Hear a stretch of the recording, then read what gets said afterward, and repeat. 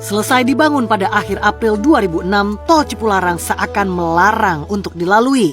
Tragedi demi tragedi, kecelakaan tragis tak kunjung usai. Mitos yang beredar sejumlah kerajaan tak kasat mata berdiri di sepanjang tol Cipularang, terkhusus mulai dari kilometer 90 hingga 97.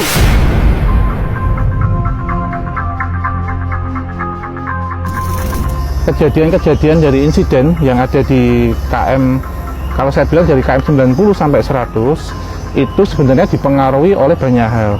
Selain memang ada kejadian menyangkut keberadaan kerajaan-kerajaan gaib yang waktu itu dilintasi oleh proyek pembangunan jalan sendiri. Kedua, berkaitan dengan geometrik jalan. Jadi geometrik jalannya itu. Lalu yang ketiga berkaitan dengan faktor microslip atau kelelahan dari pengendara sendiri. Jadi ada secara metafisika dan juga ada secara fisik, itu mas penyebabnya. Berbicara tentang kerajaan gaib yang ada di daerah ini atau yang dilintasi oleh proyek pembangunan jalan ini, ada seberapa banyak mas? Sangat-sangat banyak kan? Karena kalau aku lihat dari keseluruhan tempatnya dari kita lewat jalan itu kan banyak gunung-gunung yang bentuknya unik juga. Itu ada berapa banyak sih sebenarnya? Tidak bisa dihitung mas. Jadi macam-macam. Ada kerajaan gaib siluman, kemudian ada jin dan tua mas. Dan kenapa sih kok di area sini? Karena sebenarnya ini adalah akses utama dari kerajaan-kerajaan gaib itu kalau mau ziarah ke sini juga mas. Jadi emang dari mulai pengerjaannya itu emang banyak sekali kejadian-kejadian di luar nalar ya. Itu banyak sekali yang jatuh korban, yang jadi korbannya itu banyak banget. Dan sampai saat ini masih banyak kejadian-kejadian ya. Nah, kalau dikaitkan sama hal-hal gaib itu memang di situ tempatnya tempat kerajaan gaib. Tapi ya kalau menurut akal logika yaitu sebenarnya sih tergantung kitanya aja ya. Tergantung kitanya. Jadi jangan sampai meleng, melamun kalau lagi bawa kendaraan, apalagi lagi bawa kendaraan ya. Kalau misalnya kita mau bepergian itu sebaiknya kita berdoa dulu sebelum berangkat tuh, dan banyak-banyak baca istighfar ya. Saya ada satu cerita nih dari awal pembuatan jalan tol itu ya. Ada seorang korban ya. Itu dia bertugas sebagai satpam ya, satpam menunggu alat-alat berat itu. Waktu malam tiba itu dia tidurnya di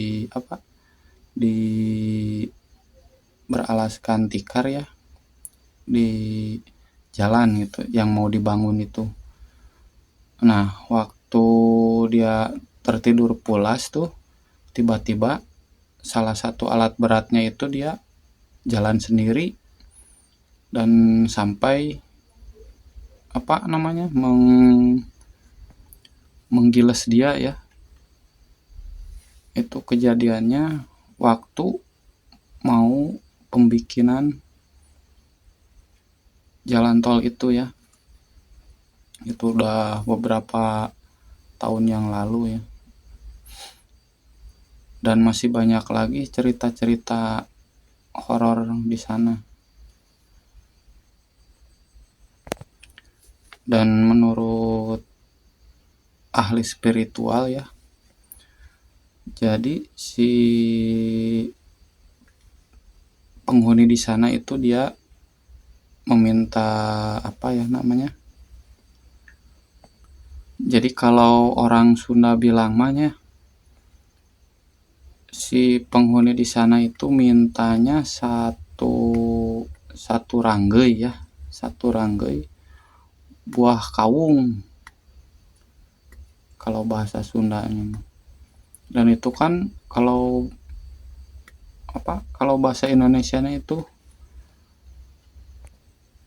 satu ranggei buah aren ya.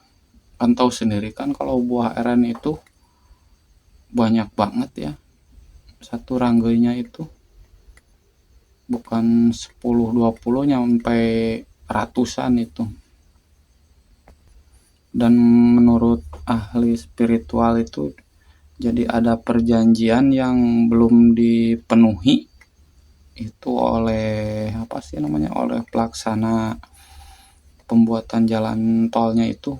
Dulu itu belum dilaksanakan kurban lah istilahnya gitu, tumbal kalau bahasanya. Jadi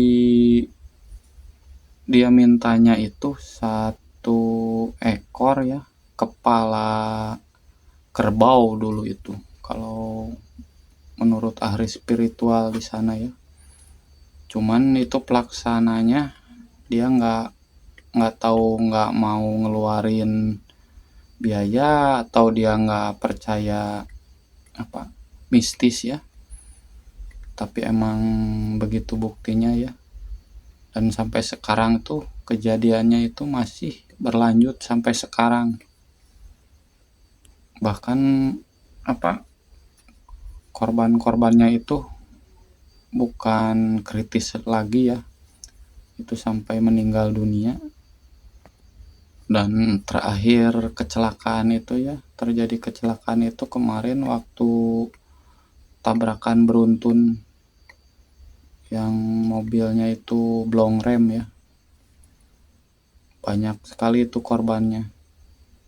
Ya kebetulan saya tinggalnya sih dekat, masih berdekatan ya sama Gunung Hejonya itu. Saya di bawahnya, di seberangnya ya. Dan untuk mengenang semua para korban kecelakaan di sana ya, sebaiknya kita doakan saja ya. Semoga amal ibadahnya diterima di sisi Yang Maha Kuasa. Dan kalau orang Islam bilang mah ya, kita doakan bersama-sama ya. Kita doakan bersama-sama ya. Al-Fatihah buat para korban kecelakaan di sana ya. Al-Fatihah. A'udzubillahi minasyaitonirrajim. Bismillahirrahmanirrahim. Alhamdulillahirabbil alamin. Arrahmanirrahim. Maliki yaumiddin. Iyyaka na'budu wa iyyaka nasta'in. Ihdinas siratal mustaqim. Shiratal ladzina an'amta 'alaihim ghairil maghdubi 'alaihim waladdallin. Rabbighfirli wa liwalidayya. Amin ya. Semoga tenang. Itu dulu ya ceritanya, nanti saya akan lanjutkan cerita ini di lain kesempatan ya. Akhir kata dari saya, wassalamualaikum warahmatullahi wabarakatuh. Halo, buka pintunya, aku di